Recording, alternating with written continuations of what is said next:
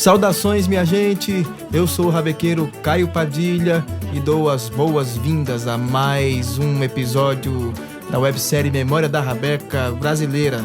Na verdade, a segunda parte do episódio entre rabecas e violinos, pensando essa diferença tão debatida nas redes sociais, nas arenas públicas aí, de conversas sobre música, sobre cultura. E a gente agora vai continuar nessa segunda parte com uma entrevista muito especial, mas antes quero retomar rapidinho aqui, para você que não ouviu aí a primeira parte do episódio, dizer que a gente vem pensando aí essas estratégias de diferenciação entre rabeca e violino, pensando que elas também podem apontar aí para novas formas de combinar as diferenças e as identidades, né, entre rabequeiros e violinistas.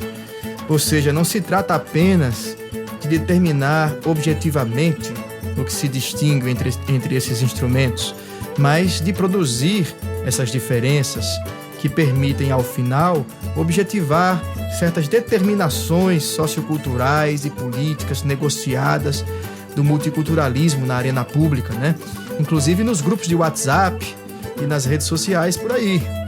Então trata-se de distinguir as rabecas para reivindicar novos direitos sociais, editais específicos de produção cultural, políticas de patrimonialização ou até mesmo o direito à titulação de terra em territórios quilombolas, né, e povos indígenas, por exemplo. É por isso que os ravéis guarani não querem ser apenas violinos rústicos. Eles querem ser ravéis guarani, ponto. Eles querem ser outro instrumento. Nesse sentido de afirmação da diferença, quantas vezes as comunidades, né, virtuais, digitais, ou as associações e os grupos que aglutinam aí rabequeiros e rabequeiras não se autodefinem como sítios de resistência ou de intervenção contra qualquer homogeneização violinizante, vamos dizer assim, dos repertórios, das técnicas, dos materiais e das culturas, né?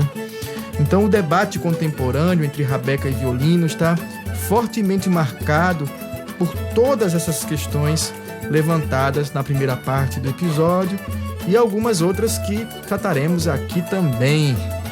Mas agora, como prometido, vamos tratar da pergunta que eu fiz no começo do episódio, da primeira parte desse episódio, né, no mês passado, sobre a música Forró Antigo, né? A gente ouviu ela, se você não ouviu, volta lá na primeira parte e ouve essa gravação, feita pela grande violinista, rabequeira e gaúcha pernambucana, Paula Buges. E ela tá aqui com a gente.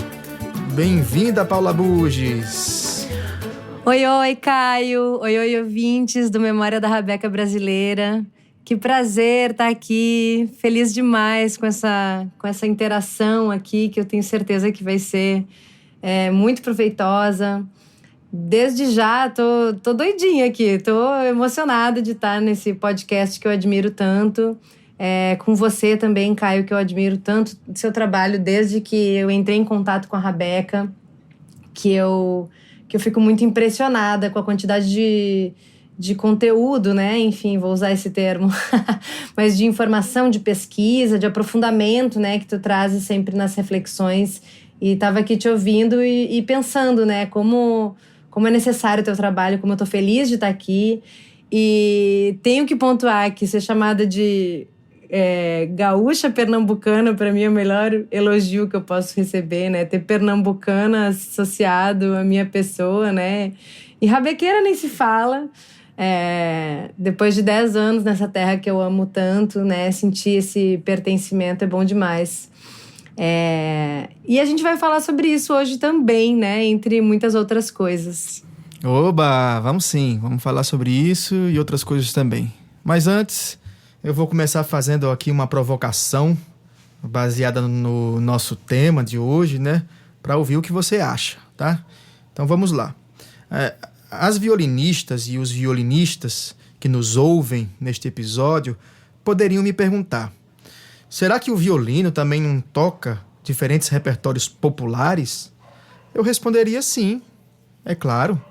Violinistas tocam choro, frevo, forró, e outros gêneros considerados populares no Brasil.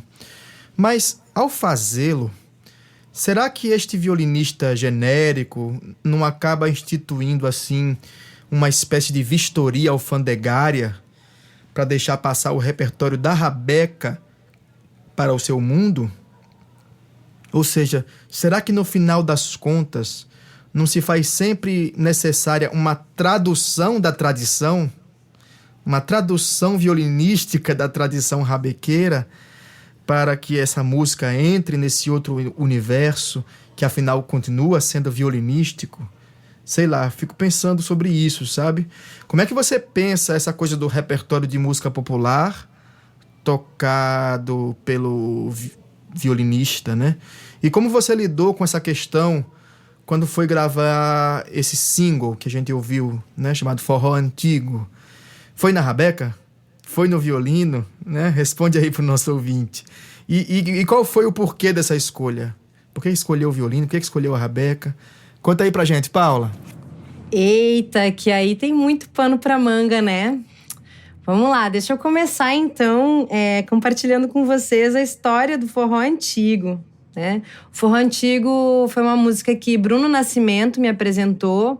Bruno Nascimento é o violonista 7 cordas desse conjunto musical de forró, né? Essa banda de forró que eu atuo desde ali novembro. Vai fazer novembro de 2021, então vai fazer 2 anos agora, né? Que a gente tá tocando aí na cena, Recife e Olinda, principalmente. E Bruno é o 7 cordas desse conjunto musical que se chama Baila, que também tem Joana Sheba nas percussões e nos vocais comigo, tem também Pedro Simões nas percussões, né? Esse quarteto fantástico aí. E Bruno me trouxe essa música e a gente, na época, ele queria gravar num EP dele, acabou não acontecendo. E eu tocando sempre na rabeca, sempre a rabeca muito presente, né? No Baila, inclusive, começaram a chamar o grupo de Baila Rabeca, e pegou também, enfim. Tem essa marca muito forte da rabeca no Baila, e 80%, 90% do repertório que a gente faz é na rabeca. O violino, em uma que outra música, né? Eu acabo tocando.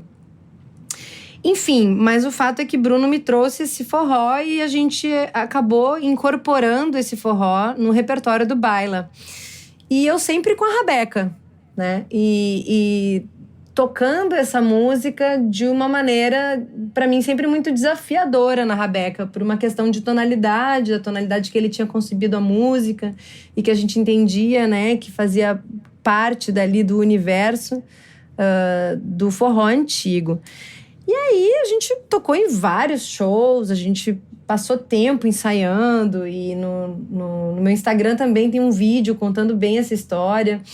E o fato é que quando chegou o momento da gente gravar pro meu disco, que eu virei pra Bruno, não saiu no EP dele, eu disse, bora gravar no meu disco então, né? Porque essa música tá muito incrível. E aí a gente começou a produzir a música, né? Eu fui pra casa de pré-produzir, né? Porque depois a produção do disco foi outra história, que eu também vou falar um pouquinho, que foi uma produção da Alessandra Leão. Mas a pré-produção a gente já chegou lá na casa do Bruno e começamos a trabalhar. Eu peguei a rabeca, toquei, e aí ele, ei, tu não quer testar forró antigo no violino, não? Aí eu, pronto, deixa eu dar uma sacada. Quando eu peguei, principalmente o segundo tema da música, que a gente tocou um pouquinho dele aqui, né? Quando eu peguei o segundo tema da música, eu falei, não, é isso. Porque eu já tinha uma concepção muito rabecada nela, né? Dentro da linguagem do forró, então eu já fazia resfulegos no meio dela, já fazia coisas que são características e idiomáticas da rabeca. Mas quando eu peguei essas coisas e também trouxe para o violino, né? E coloquei a identidade do violino, isso me trouxe também um violino, esse violino mais territorializado, mais localizado geograficamente, porque eu me conectei instantaneamente com a minha paixão inicial pelo violino, que foi através do tango.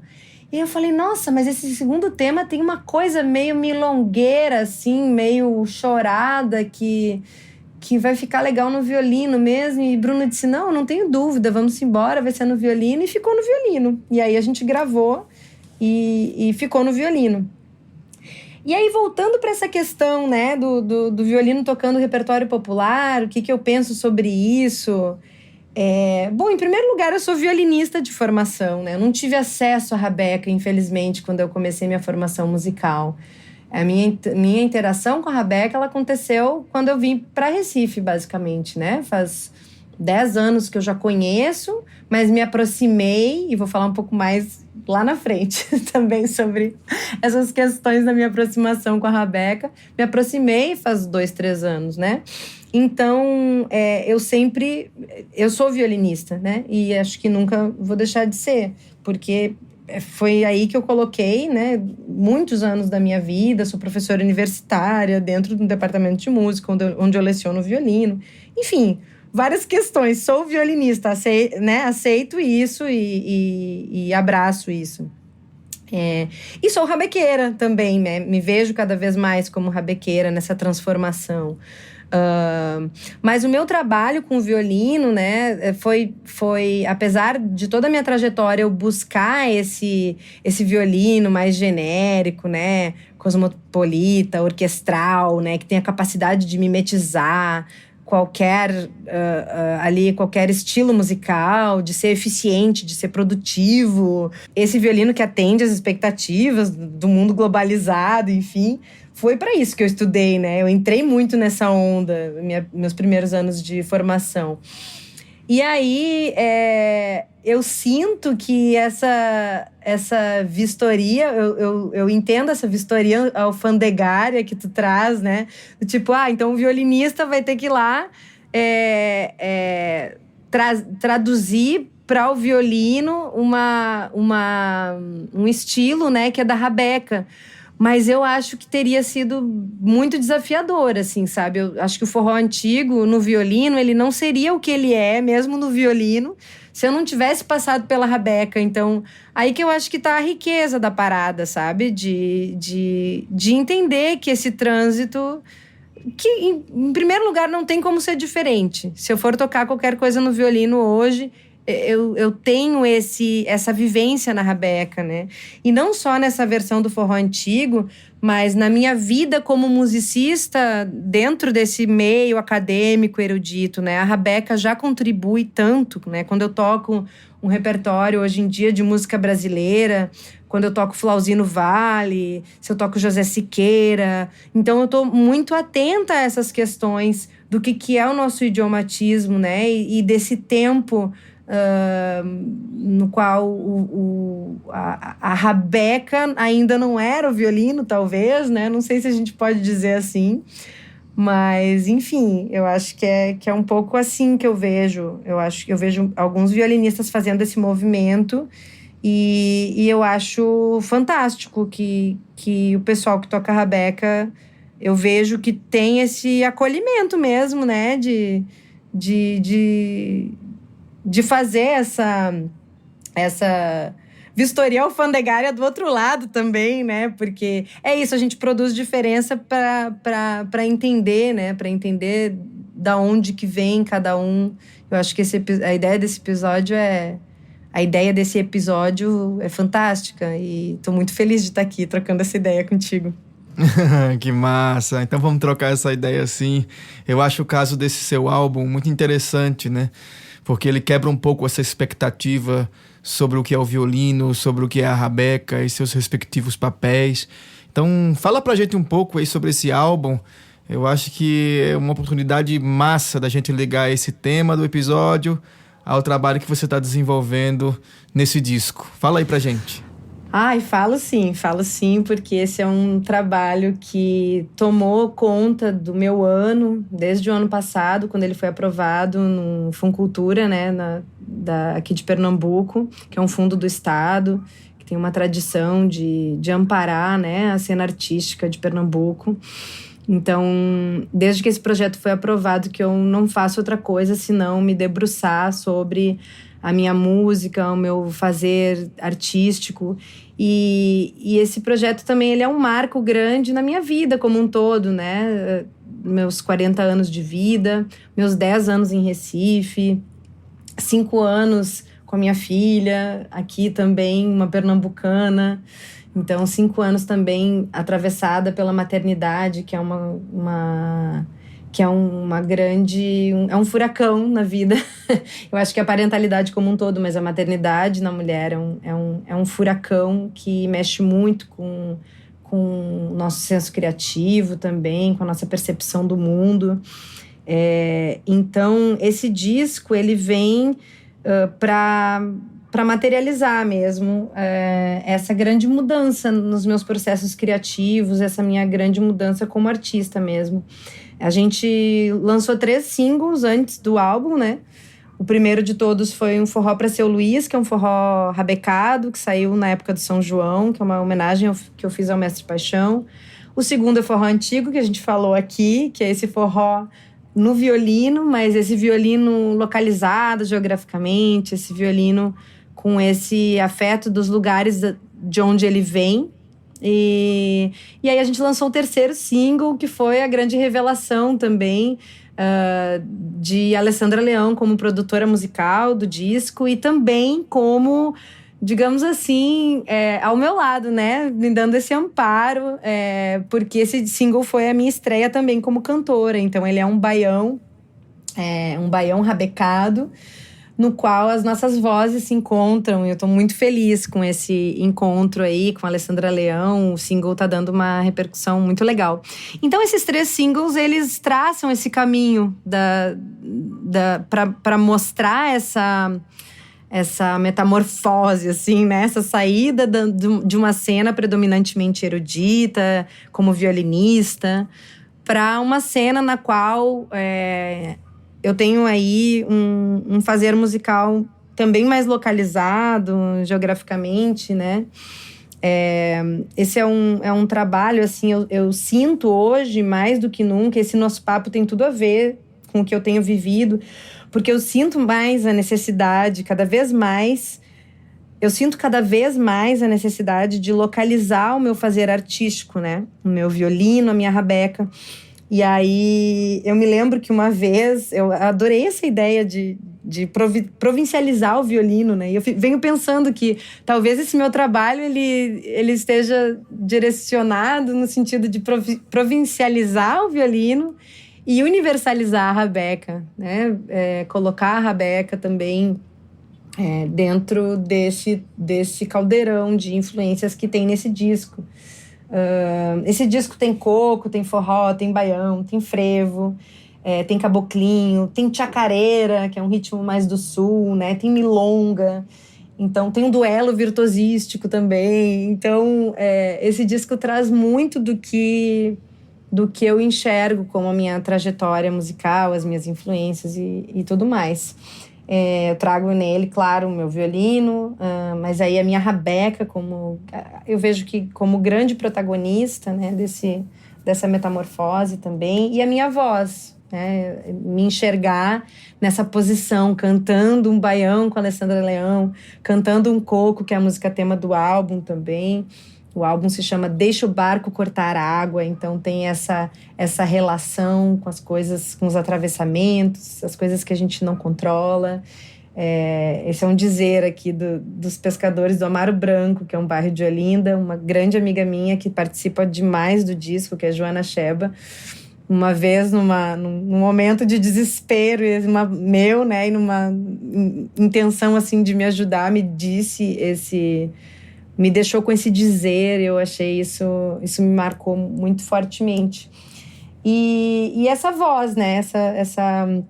Essa Paula que agora canta também, né? Então, o disco tem sido esse lugar, assim, de muito aprendizado, de muita catarse também, né, Caio? Porque o projeto foi aprovado no ano passado e eu decidi que esse disco ia nascer esse ano. Eu decidi, então eu conversei com toda a equipe. Um ano atrás eu tinha a maioria das composições que estão no álbum e tinha algumas decisões tomadas, mas eu optei por fazer um disco com esse calor. Então, isso para mim representa uma grande mudança também. Para mim, isso representa também uma grande mudança, ao meu ver, para mim como artista, né? Uma grande revisão de processos criativos, né? De entender os processos criativos possíveis, às vezes como o melhor caminho também, né? Entender como o caos faz parte da criação e como o tempo que a gente dedica e o carinho que a gente dedica a essa nossa arte é sempre atravessada da vida, né? Então, eu acho que esse álbum é muito importante para mim por conta disso. E aí eu também lembro de uma conversa que eu tive com um grande amigo que também faz parte do álbum, que é um grande violonista gaúcho, porto-alegrense, que é o Thiago Colombo. Quando eu estava saindo para fazer mestrado e doutorado, eu tive uma conversa com ele. Ele é um grande virtuose do violão. É um cara, assim, que se formou na Universidade Federal do Rio Grande do Sul, um bacharelado, fez mestrado por lá também. E eu perguntava pra ele, cara, por que tu não vai te embora, né? Estudar violão, brilhar com o teu violão, aí mundo afora, porque eu tinha esse desejo, né? Eu tava indo fazer mestrado e doutorado nos Estados Unidos. Ele virou pra mim e disse, mas Paula, eu tô aqui, eu tô buscando o meu violão, né? O meu violão é aqui. E aí, na época, eu não entendi nada do que ele falou, né? Porque é tão bom, né? Olhar pra trás, assim, e se dar conta e rir disso. É tão gostoso, assim, né? Olhar pra gente tanto tempo atrás. E a Paula de lá não percebia isso, né? A Paula de lá queria aprender esse violino aí, esse violino orquestral, né? Esse violino do qual a gente já falou, hegemônico, né? E tanto é que eu morei, pensa bem, pensa aqui comigo, eu morei na Louisiana e morei no Tennessee, 2 lugares, né, nos quais eu podia ter aprofundado no fiddle também, né, fiz um workshop uma vez de Cajun fiddle, achei massa demais, mas estava nesse foco de querer mesmo aprender o violino. E aí hoje eu entendo perfeitamente o que ele me falou lá atrás, né? E aí hoje esse disco tá muito nesse lugar, né? De eu trazer não só meu violino, mas a minha rabeca e a minha voz para esses lugares, né? Então, essa influência da música do Sul, né? Do tango, mas também dessa minha vida em Pernambuco, mais especificamente, né? Em contato com essa cultura popular que é tão rica e enfim, investigando essas trocas, né, no calor dessas criações, desses processos criativos. Massa demais, Paula. Poxa, você pra mim é uma artista que vem provando que não se deve generalizar, né, a postura de todos os violinistas com aquela mesma régua do movimento armorial no Brasil, por exemplo. Porque me parece que o seu trabalho já vem desafixando um pouco essa binaridade entre tradição e modernidade, né? Entre popular e erudito, e com muita competência, assim. Bem, você vem se permitindo também, né, vivenciar essas experiências, inclusive experiências compartilhadas, né, com outras musicalidades contemporâneas, de modo que me parece que suas gravações já estão ativando assim outras cadeias de equivalência entre rabeca e violino. Mas me fala um pouco sobre como isso está reverberando na universidade, né, onde você leciona, e como anda aquela implementação do mestrado em rabeca na UFPB. Qual o seu papel nessa história toda? Então, pois essa é uma pergunta que eu também me faço, né?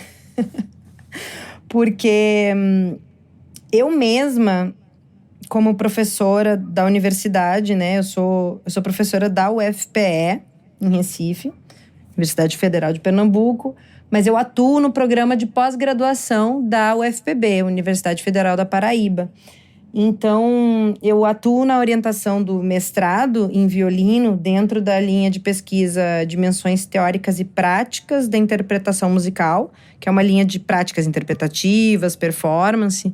Eu atuo nesse mestrado desde 2018, 2019, por aí. E aí, quando eu comecei a tocar rabeca, as pessoas começaram a perguntar sobre a rabeca na universidade.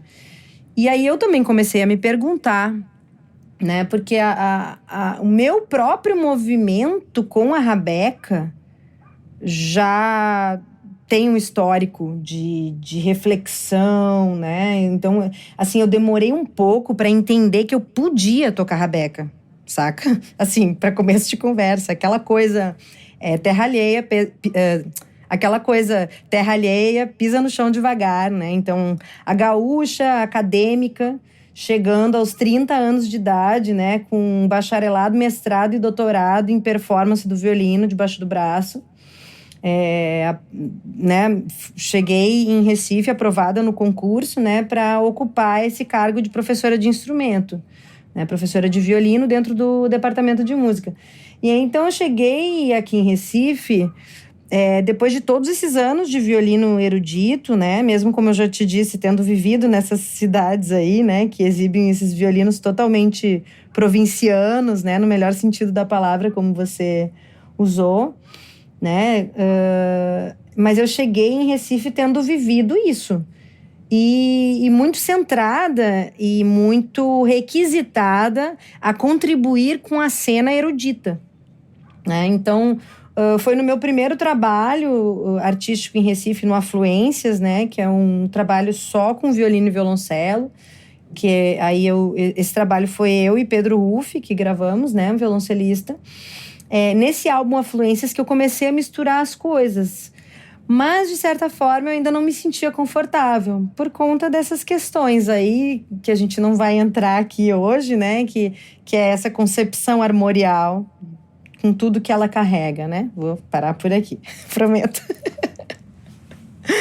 E até hoje eu ainda me pergunto, né? Onde é que cabe a música que eu faço? Enfim, eu acho que nesse próximo trabalho, nesse próximo disco que vai sair, vai ficar mais claro. Mas, enfim, voltando à questão do mestrado na UFPB, então a gente sentiu que era mais interessante começar a entender a rabeca dentro da universidade, para além das coisas que a gente já via acontecendo, né? Adentrando na parte que eu consigo contribuir, que é essa parte de reflexão sobre a performance. E aí também teve o rolê, não é um rolê, né? Mas assim, vou dizer que é um rolê porque foi um rolê muito massa. Teve o rolê da pesquisa ai, meu Deus, para instrução técnica do dossiê, né, que visou aí a patrimonialização, né, das matrizes tradicionais do forró. E essa oportunidade, né, que o professor Carlos Sandroni, que é meu colega também, tanto na pós-graduação da UFPB quanto na graduação da UFPE, ele me convidou para fazer esse texto, e aí eu estava nesse movimento na pandemia muito dentro desse debate, assim, começando a entender um pouco mais o forró de rabeca e enxergando que esse ia ser o meu caminho, né, de atuação artística também, para conhecer a rabeca, né? O forró, ele foi essa porta de entrada para mim com a rabeca, assim como o tango foi a minha motivação inicial com o violino, né? Então, quando a gente começou o mestrado, o primeiro ano a gente não teve ninguém aprovado, infelizmente, mas aí nesse ano a gente teve. E aí o que a gente pensa é sempre em formatar esse mestrado de acordo com a pessoa pesquisadora, rabequeira, né, que submete projeto, de acordo com o perfil desse projeto de pesquisa, desse interesse de pesquisa, dessa vivência, né? Então, a nossa ideia é atuar nessa linha de pesquisa, né, que é dimensões teóricas e práticas da interpretação musical, mas pensar essas práticas interpretativas os modos de fazer música de rabeca nos seus diferentes contextos. E aí a gente abrir espaço na academia para essas reflexões, né, dentro de uma linha de pesquisa dessas, que já é tão marcada pelos paradigmas, né, pelos modos de pensar dentro da música erudita, já está se mostrando muito interessante, né? Então, a gente está pronto para inovar, mas sabe que esses aprendizados passam sempre por erros, né? Por críticas. E aí é isso, a gente tem que estar sempre disposto a errar pelo caminho e a entender dentro da máquina burocrática da universidade, né? O que é possível. E aí eu penso, né? Eu estava te ouvindo falar sobre essa questão da subalternização, dessa marginalização da Rabeca e do seu ensino para fora do ambiente formal, né? E aí isso me traz essa reflexão que eu venho fazendo há muito tempo, desde que eu comecei a me enganchar mais fortemente com a Rabeca, via forró.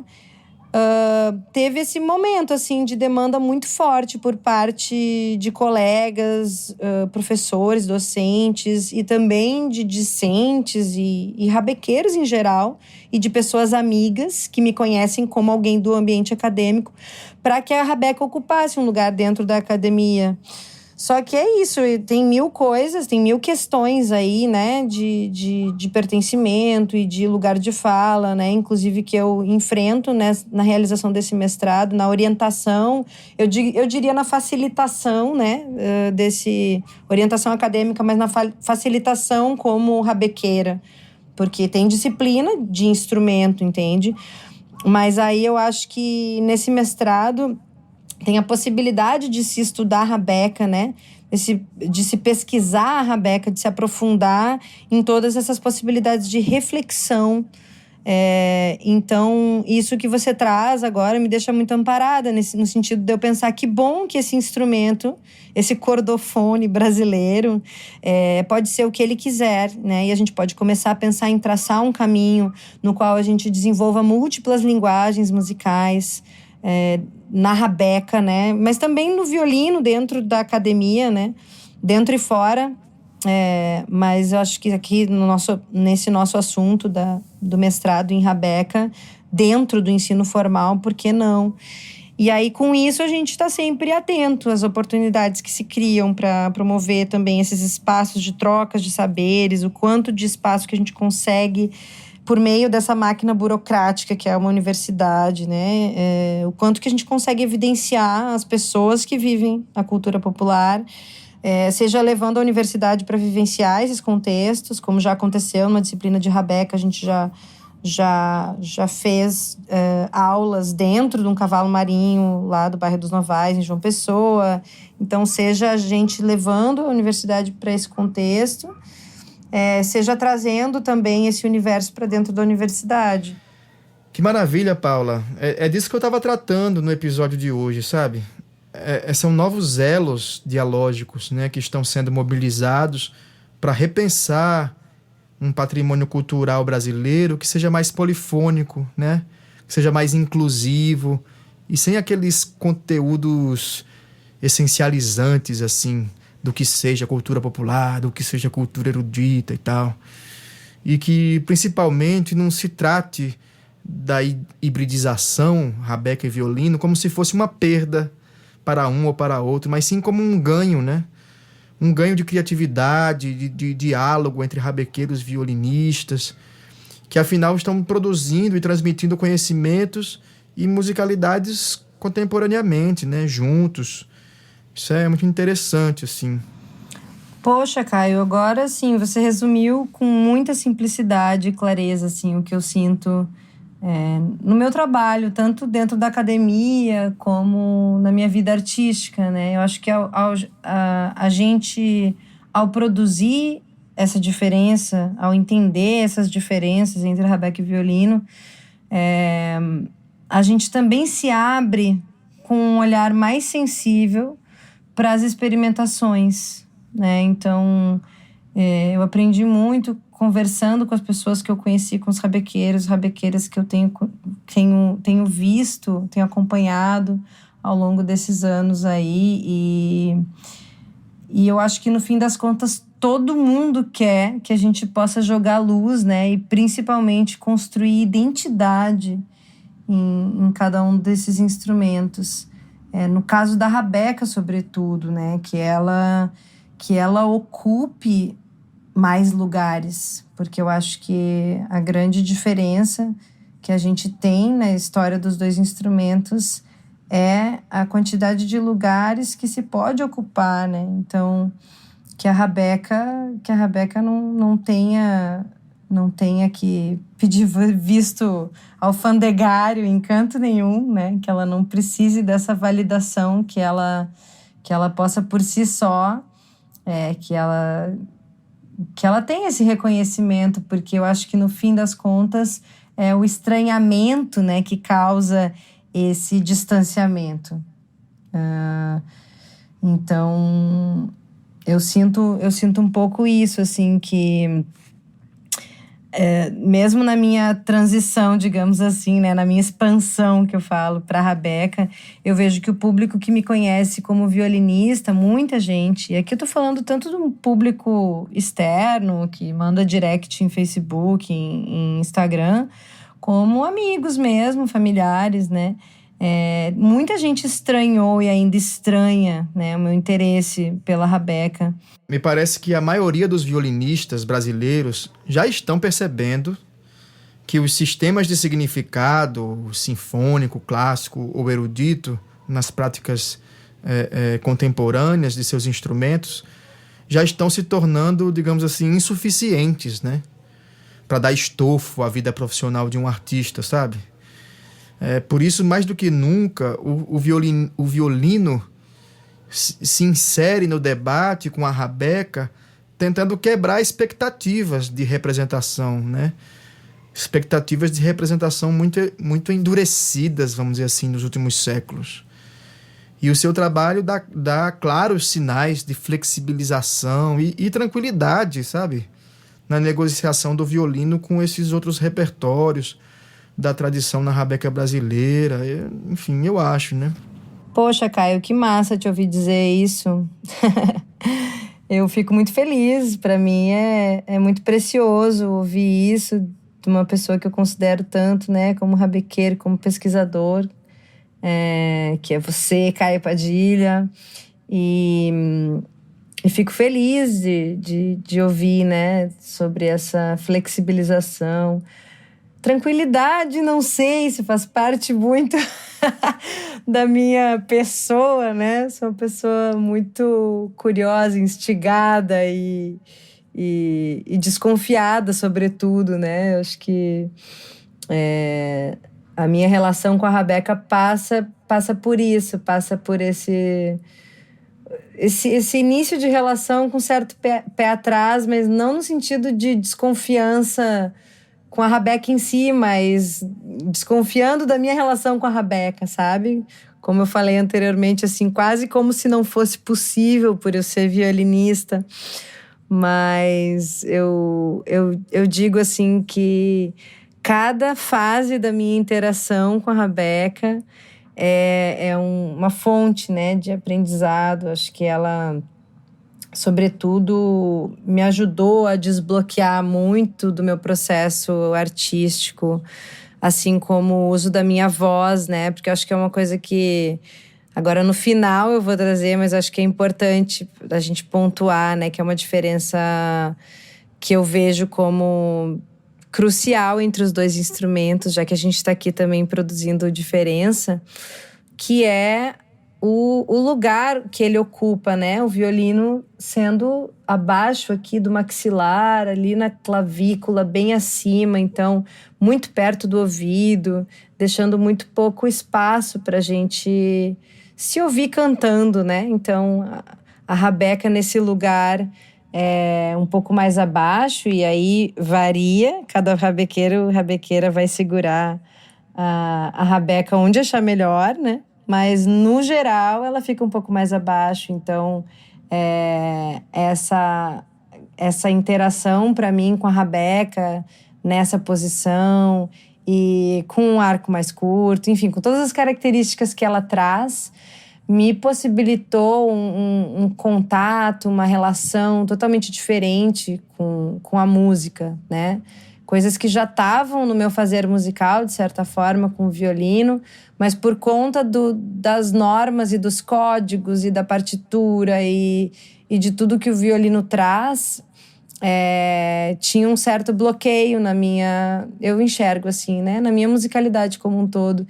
E o meu contato com a Rabeca foi muito feliz nesse sentido, de eu me desprender da partitura cada vez mais, né? Para além do que eu já fazia com o violino, claro, mas de uma outra forma, né? Acessando uma intuição que eu desconhecia, posso dizer que eu desconhecia ao tocar, porque foi um outro universo que se abriu, né? Sim, sim. Imagino. Poxa, que papo bom, né? Eu ficaria aqui, né, horas e horas conversando sobre esses assuntos, mas infelizmente nosso podcast está chegando ao fim. A gente tem que se adequar mais ou menos aos corres, né, modernos aí da galera que está escutando a gente. Então, meu Deus, eu vejo que a gente está chegando no final desse papo e só quero te agradecer demais pela oportunidade. Foi incrível estar aqui refletindo contigo sobre tudo isso e muitos insights surgiram desse podcast. É uma conversa que, quem sabe, não rende um artigo lá na frente. Olha eu aqui, tentando estabelecer parceria com esse grande pesquisador que eu admiro tanto. Então, obrigada, Caio. Obrigada demais pelo convite. E um abraço para todos os ouvintes, as pessoas ouvintes aqui do Memórias da Rabeca Brasileira. Sigam aí a gente, né? Sigam o Caio no Instagram, o podcast, já coloca lá nos favoritos também do Spotify. Sigam também o meu Instagram, que ironicamente agora vou dizer que é @PaulaBugesViolino, né? O Buges, BUJES, @PaulaBugesViolino. Me segue lá também para ficar por dentro das novidades. E deixo um beijo, um cheiro grande para todo mundo que está nos ouvindo. E um beijo grande para tu, Caio. É nóis. Obrigado, Paula. Beijão pra você também. E esse foi mais um episódio do Memória da Rabeca Brasileira. Se você gostou, então vai lá no YouTube e assina no nosso canal. E me segue também no Instagram, através do @FotosDePadilha, pra não perder esses e outros conteúdos que a gente vai postando por lá, tá bom? Beijão pra vocês e até o mês que vem com mais um Memória da Rabeca Brasileira.